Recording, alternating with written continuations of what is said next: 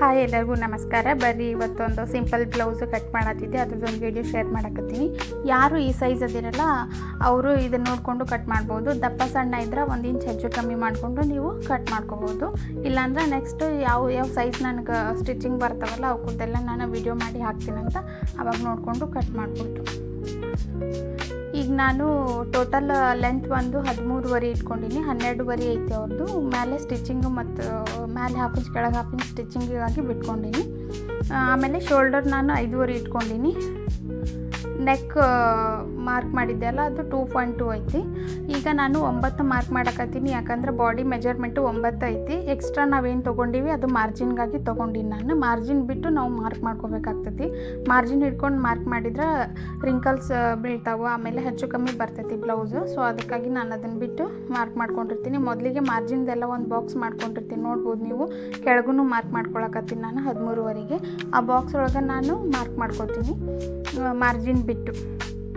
ಆಮೇಲೆ ಕೆಳಗೆ ನಾವು ಕ್ರಾಸ್ ಪಟ್ಟಿನೂ ತೆಗಿತೀವಿ. 5.5 ಆರ್ಮೋಲ್ಸ್ ಇಟ್ಕೊಂಡಿನಿ. ಲೆಂತು ಫ್ರಂಟ್ ನೆಕ್ದು 6.5 ಇಟ್ಕೋಬೋದು ನಿಮ್ಮ ಮೆಜರ್ಮೆಂಟಿಗೆ ತಕ್ಕಂಗೆ.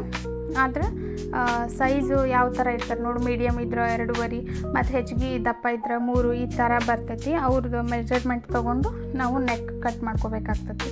ನಿಮ್ಗೆ ಸ್ಟ್ರೈಟ್ ಲೈನ್ ಬರಲಿಲ್ಲ ಅಂದ್ರೆ ನಡು ಒಂದು ಡಾಟ್ ಹಾಕಬೇಕು, ಯಾಕಂದ್ರೆ ಆ ಕಡೆ ಈ ಕಡೆ ಕ್ರಾಸ್ ಆಗೋ ಚಾನ್ಸಸ್ ಇರ್ತೈತಲ್ಲ. ಅದಕ್ಕಾಗಿ ನಾನು ನಡು ಒಂದೊಂದು ಡಾಟ್ ಹಾಕ್ಕೊಂಡು ಸ್ಟ್ರೈಟ್ ಲೈನ್ ಹಾಕ್ಕೊಳಕತ್ತೀನಿ ನೆಕ್ಕಿಗೆ ಮತ್ತು ಆರ್ಮೋಲಿಗೆ. ಈಗ ಆರ್ಮೋಲ್ ನಾನು ಈ ಸೈಡ್ ಮತ್ತು ನೆಕ್ ಆ ಸೈಡ್ ಜಾಯಿನ್ ಮಾಡ್ಕೊತೀನಿ. ಇಲ್ಲಿ ಕ್ರಾಸ್ ಪಟ್ಟಿಗಾಗಿ ನಾನು ಮಾರ್ಕ್ ಮಾಡ್ಕೊಳಕತ್ತೀನಿ. 2 ಇಂಚ್ ಇಟ್ಕೊಂಡಿನಿ. ಫ್ರಂಟಿಗೆ ನಾವು 1/2 ಇಂಚ್ ಮೇಲೆ ತೊಗೋಬೇಕಾಗ್ತೈತಿ. ಈಗ ನಾನು ತೊಗೋತೀನಲ್ಲ ಆ ಥರ 1/2 ಇಂಚಷ್ಟು ಮೇಲೆ ತೊಗೋಬೇಕು. ಈ ಕಡೆ 3.5 ಇಟ್ಕೋಬೇಕು. ನಾನು ಮಾರ್ಕ್ ಮಾಡ್ಕೊಂಡೆ ಅಲ್ಲ 3.5ಗೆ ಆ ಥರ. ಆಮೇಲೆ 1/2 ಇಂಚ್ ಮೇಲೆ ತೊಗೊಂಡಿರ್ತೀವಲ್ಲ ಅದನ್ನು ಮತ್ತು ಈ ಡಾಟ್ ಜಾಯಿನ್ ಮಾಡಬೇಕು. ಈ ಥರ ಮಾಡಿಕೊಂಡ್ರೆ ಒಳ್ಳೆ ಶೇಪ್ ಬರ್ತೈತಿ ಇದಕ್ಕೆ ಕ್ರಾಸ್ ಬೆಲ್ಟಿಗೆ. ಈಗ ನಾವು ಆರ್ಮೋಲ್ ಮಾರ್ಕ್ ಮಾಡ್ಕೊಳಕತ್ತೀವಿ. ನಾನು ಆಗಲೇ ಹೇಳ್ದಂಗೆ ಮಾರ್ಜಿನ್ ಬಿಟ್ಟು ಮಾರ್ಕ್ ಮಾಡ್ಕೋಬೇಕು. 2 ಮಧ್ಯಕ್ಕೆ ಡಾಟ್ ಇಟ್ಕೊಂಡು ನೀವು ಶೇಪ್ ಕೈಲಿ ಆದ್ರೂ ಹಾಕೋಬೋದು, ಇಲ್ಲಾಂದ್ರೆ ಶೇಪರ್ ಸ್ಕೇಲ್ ಸಿಗ್ತೈತಿ ಆನ್ಲೈನಾಗ. 1.5 ಇಂಚಿಗೆ ನಾವು ಮಾರ್ಕ್ ಮಾಡಿಕೊಂಡು 3 ಡಾಟ್ನು ಸೇರಿಸ್ಬೇಕಾಗ್ತೈತಿ.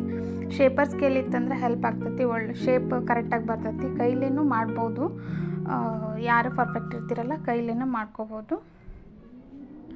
ಆಮೇಲೆ 1/2 ಇಂಚು ಒಳಗೆ ತೊಗೋಬೇಕು, ಯಾಕಂದರೆ ಇದು ಫ್ರಂಟ್ ಸೈಡ್ ಬರ್ತೈತೆ.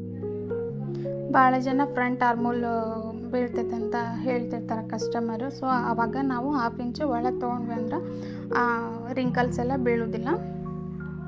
ಇದನ್ನು ನಾವು 1/2 ಇಂಚು ಗ್ಯಾಪ್ ಕೊಟ್ಕೊಂಡು ಫಸ್ಟ್ ಏನು ಡ್ರಾ ಮಾಡಿದ್ವಲ್ಲ ಅದಕ್ಕೆ ಮತ್ತು ಈ ಲೈನಿಗೆ 1/2 ಇಂಚು ಗ್ಯಾಪ್ ಇರಬೇಕು. ಈ ಥರ ಮಾರ್ಕ್ ಮಾಡ್ಕೋಬೇಕು ಇದನ್ನು. ಅದು ಮತ್ತು ನೆಕ್ ರೌಂಡ್ ಶೇಪ್ ತೊಗೊಂಡು ಮಾರ್ಕ್ ಮಾಡ್ಕೊಳಕತ್ತೀನಿ. ನಿಮ್ಗೆ ಯಾವ ಶೇಪ್ ಬೇಕೋ ಆ ಶೇಪ್ ನೀವು ಡ್ರಾ ಮಾಡ್ಕೋಬೋದು. ಈಗ ನಾನು ಟಕ್ಸ್ ಮಾರ್ಕ್ ಮಾಡ್ಕೊತೀನಿ. ಇದು ಈ ನಡುವ ಡಾಟ್ ಇಟ್ಕೊಂಡಿನಲ್ಲ 2 ಸೇಮ್ ಮೆಜರ್ಮೆಂಟ್ ಇರಬೇಕು. ಆಮೇಲೆ ಇಲ್ಲಿ 2 ಇಂಚ್ ಗ್ಯಾಪ್ ಇರಬೇಕು. 1 ಇಂಚು ಆ ಕಡೆ ಈ ಕಡೆ ಸ್ಟ್ರೈಟ್ ಲೈನ್ ಹಾಕ್ಕೊತೀವಲ್ಲ ಅದರಿಂದ 1 ಇಂಚು ಗ್ಯಾಪ್ ಇರಬೇಕು. ನೀವು ತೆಳ್ಳಗಿದ್ರಂದ್ರೆ ಹೆಚ್ಚಿಗೆ ಉದ್ದ ತೊಗೋಬೇಕಾಗ್ತೈತಿ ಕೆಳಗಿಂದ ಟಕ್ಸು. ದಪ್ಪ ಇದ್ರಂದ್ರೆ ಸ್ವಲ್ಪ ತೊಗೊಂಡ್ರು ನಡಿತೈತಿ, 1.5 ಈ ಥರ ತೊಗೊಂಡ್ರು ನಡಿತೈತಿ. ಆಮೇಲೆ ಈಗ ಸೈಡ್ ಟಕ್ಸ್ ಬಂದು ಕ್ರಾಸ್ನಾಗೂ ಮಾಡ್ಬೋದು, ಇಲ್ಲಾಂದ್ರೆ ಸ್ವಲ್ಪ ಮೇಲೆ ಕೆಳಗೂ ಮಾಡ್ಬೋದು. ಸ್ಟ್ರೈಟಾಗಿ ಮಾಡಿದ್ರೆ ಬ್ಲೌಸ್ ಬಿಗಿ ಆಗ್ತೈತಿ. ಅದಕ್ಕಾಗಿ ಇದನ್ನು ನೀವು ಕ್ರಾಸ್ ಮೇಲೂ ಮಾಡ್ಕೋಬೋದು, ಇಲ್ಲಾಂದ್ರೆ ಸ್ವಲ್ಪ ನಾನೀಗ ಮಾರ್ಕ್ ಮಾಡಿನಲ್ಲ ಆ ಥರ ಮೇಲೆ ಸ್ವಲ್ಪ ಕೆಳಗೆ ಸ್ವಲ್ಪ 1/2 ಇಂಚ್ 1 ಇಂಚು ಗ್ಯಾಪ್ ಇಟ್ಕೊಂಡು ನೀವು ಮಾರ್ಕ್ ಮಾಡ್ಕೋಬೋದು. ಈಗ ಇದೆಲ್ಲನೂ ಲೈನ್ ಹಾಕ್ಕೊಂಡು ಕಂಪ್ಲೀಟ್ ಮಾಡ್ಕೊತೀನಿ. ನೀವು ಇನ್ನೊಂದು ಪಾರ್ಟಿಗೆ ಇದನ್ನು ಜೋಡಿಸ್ಕೊಂಡು ಟ್ಯಾಬ್ ಮಾಡಿನೂ ಇನ್ನೊಂದು ಪಾರ್ಟಿಗೆ ಕಾಪಿ ಮಾಡ್ಕೋಬೋದು ಇದೇ ಮೆಜರ್ಮೆಂಟು. ಈಗ 1 ಇಂಚ್ ನಾನು ಶೇಪಿಗಾಗಿ ಮಾರ್ಕ್ ಮಾಡ್ಕೊಂಡಿನಿ, ಅದನ್ನು ಜಾಯಿನ್ ಮಾಡಿಕೊಂಡು ಕಟ್ ಮಾಡಬೇಕೀಗ. ಈ ಥರ ಫೈನಲಾಗಿ ನಾನು ಡ್ರಾ ಮಾಡಿದ್ದೆಲ್ಲ ಮೆಜರ್ಮೆಂಟ್ ಐತಿ, ಇದನ್ನು ನೋಡಿಕೊಂಡು ನೀವು ಕಟ್ ಮಾಡ್ಬೋದು. ಈಗ ನಾನು ಫ್ರಂಟ್ ಜಾಸ್ತಿ ಬಟ್ಟೆ ಇಟ್ಟಿರೋದ್ರಿಂದ ಕ್ರಾಸ್ ಬೆಲ್ಟ್ ನನಗೆ ನೀಟ್ ಶೇಪಾಗಿ ಸಿಗುತ್ತೆ. ಇದನ್ನು ನಾನು ಇನ್ನೂ 2 ಲೇಯರ್ ಹಾಕ್ಕೊಂಡು 4 ಕ್ರಾಸ್ ಬೆಲ್ಟ್ ಕಟ್ ಮಾಡ್ಕೊಳ್ತೀನಿ. ಇಲ್ಲಿ 1/2 ಇಂಚ್ ನೀವು ಇದು ಎಕ್ಸ್ಟ್ರಾ ಬೇಕಂದ್ರೆ ನೀವು ಮಾಡ್ಬೋದು, ಬ್ಯಾಡ್ ಅಂದರೆ ನೀವು ಇದನ್ನು ಸ್ಕಿಪ್ ಮಾಡ್ಬೋದು. ಈ ಥರ ನಾವು ಒಂದು 2 ಪಾಯಿಂಟ್ ಬಟ್ಟೆ ತೆಗಿಯೋದ್ರಿಂದ ಬ್ಲೌಸ್ ಒಳ್ಳೆ ಶೇಪ್ ಬರ್ತೈತಿ. ಆಮೇಲೆ ನಾವು ಲಾಸ್ಟಿಗೆ ಜೋಡಿಸ್ತಿರ್ತೀವಲ್ಲ ಬ್ಲೌಸು, ಜೋಡಿಸುವಾಗ ಇದು ಹೆಚ್ಚು ಕಮ್ಮಿ ಬರೋದಿಲ್ಲ. ಫ್ರಂಟ್ ಮತ್ತು ಬ್ಯಾಕಿಂದ ಪಾರ್ಟು ಹೆಚ್ಚು ಕಮ್ಮಿ ಬರ್ತಾ ಇರ್ತೈತಿ ಒಂದೊಂದು ಸತಿ, ಆ ಥರ ಬರೋದಿಲ್ಲ. ಈಗ ಇದನ್ನು ನಾನು ಶೇಪ್ ಏನು ಕೊಟ್ಕೊಂಡಿದ್ದೆಲ್ಲ 1 ಇಂಚ್ ಒಳಗೆ ತೊಗೊಂಡಿದ್ದೆಲ್ಲ ಅದನ್ನು ಕಟ್ ಮಾಡಿಕೊಂಡು ಆರ್ಮೋಲ್ ಕಟ್ ಮಾಡ್ತೀನಿ. ಫಸ್ಟಿಗೆ 4 ಲೇಯರ್ ಹಿಡಿದು ಕಟ್ ಮಾಡಬೇಕಾಗ್ತತಿ.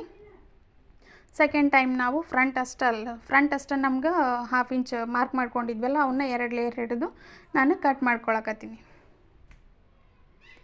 ಈ ಸೈಡ್ ಬಂದು ಫ್ರಂಟ್ ನೆಕ್ ಮತ್ತು ಬ್ಯಾಕ್ ನೆಕ್ ಮಾರ್ಕ್ ಮಾಡ್ಕೊಂಡಿರ್ತೀವಲ್ಲ ಅದನ್ನು ಕಟ್ ಮಾಡಬೇಕು. ಇವ್ರದ್ದು ಬ್ಯಾಕ್ ನೆಕ್ ನಾನು ನಿಮ್ಗೆ ಆಗಲಿ ಹೇಳಲಿಲ್ಲ, 9 ಐತಿ. ಅದನ್ನು ನೀವು ಈ ಥರ ಶೇಪರ್ ಸ್ಕೇಲ್ ಇಟ್ಕೊಂಡು ಡ್ರಾ ಮಾಡ್ಬೋದು. ಇಲ್ಲಾಂದ್ರೆ ನಿಮ್ಗೆ ಯಾವ ಡಿಸೈನ್ ಬೇಕಲ್ಲ ಆ ಡಿಸೈನ್ ನೀವು ಡ್ರಾ ಮಾಡಿಕೊಂಡು ಕಟ್ ಮಾಡ್ಬೋದು.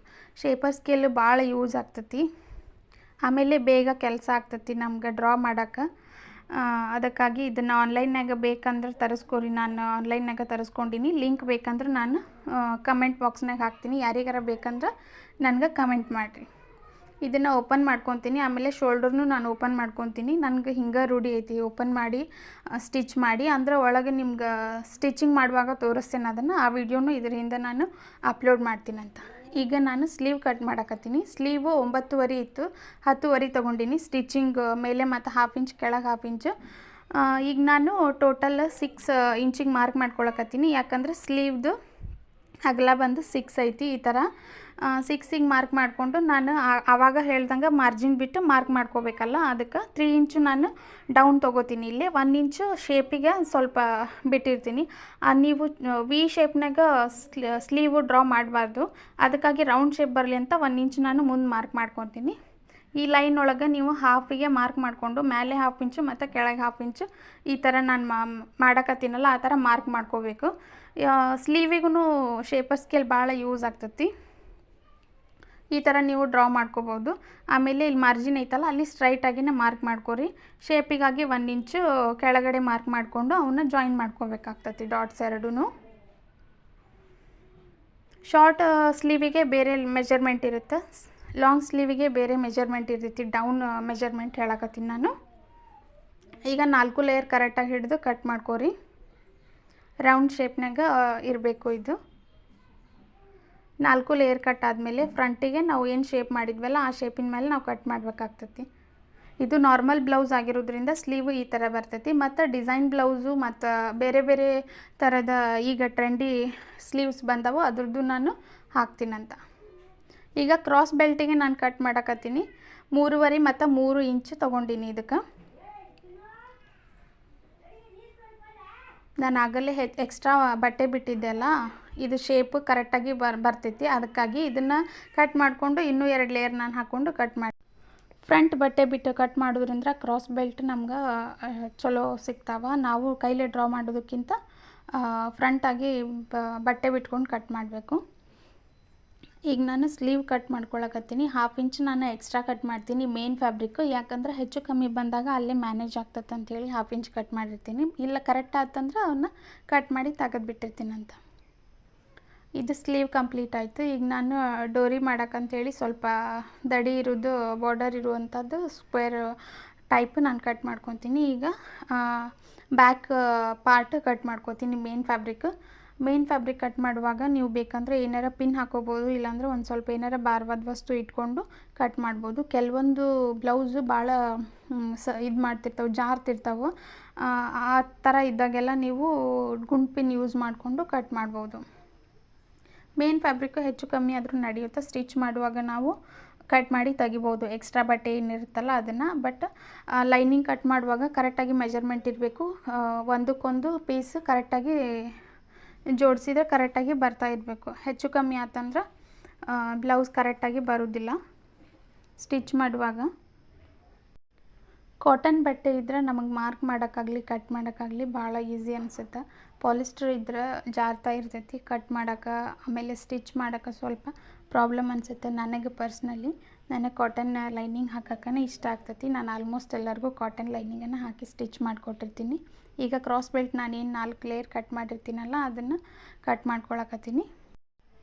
ಇವತ್ತಿನ ವಿಡಿಯೋ ಇಲ್ಲಿಗೆ ಮುಗಿಸ್ತೀನಂತ. ನಾಳೆ ಮತ್ತೊಂದು ವಿಡಿಯೋ ಒಳಗೆ ಸಿಗ್ತೀನಿ. ಸ್ಟಿಚಿಂಗ್ ವಿಡಿಯೋನ ಹಾಕ್ತೀನಿ. ವಿಡಿಯೋ ಒಳಗೆ ಏನಾದರೂ ತಪ್ಪಾಗಿ ಮಾತಾಡಿದರೆ ಕ್ಷಮೆ ಇರಲಿ. ಬಾಯ್, ಥ್ಯಾಂಕ್ ಯು.